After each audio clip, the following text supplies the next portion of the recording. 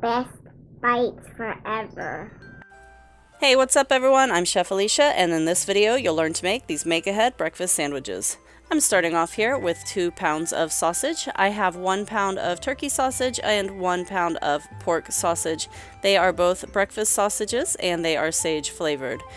I am using the turkey sausage just to bring down the amount of fat in this recipe, but of course if you wanted to use all pork sausage or all turkey sausage, that would be fine too. I'm going to go ahead and mix them together until they are very well combined, and then I'm going to start pushing them out onto the bottom of my pan to make a nice little sausage layer. The pan that I'm using is a very large roasting pan. I normally do my Thanksgiving turkey in this. It is also a non-stick pan, but I did put down a little layer of cooking spray just to be extra careful so that nothing would stick.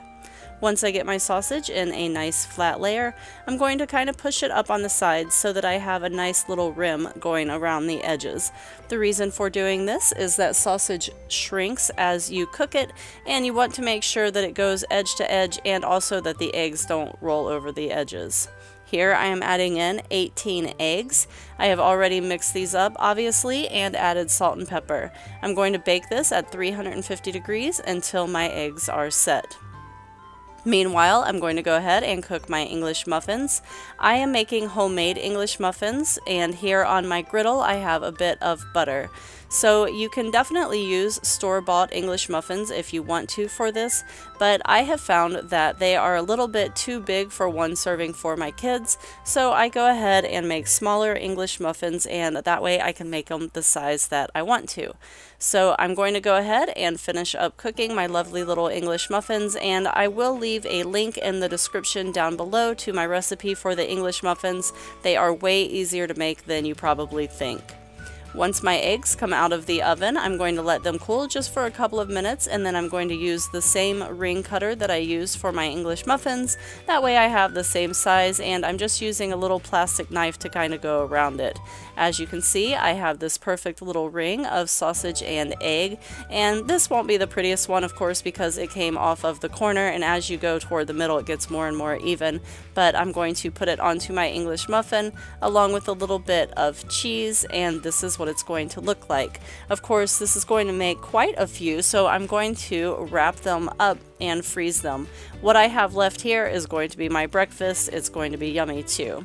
So here are my beautiful little English muffins. I have went ahead and set all of them up. I have my sandwiches ready to go, and I'm just going to use a bit of plastic wrap to get them wrapped up nice and tight so they don't get freezer burn.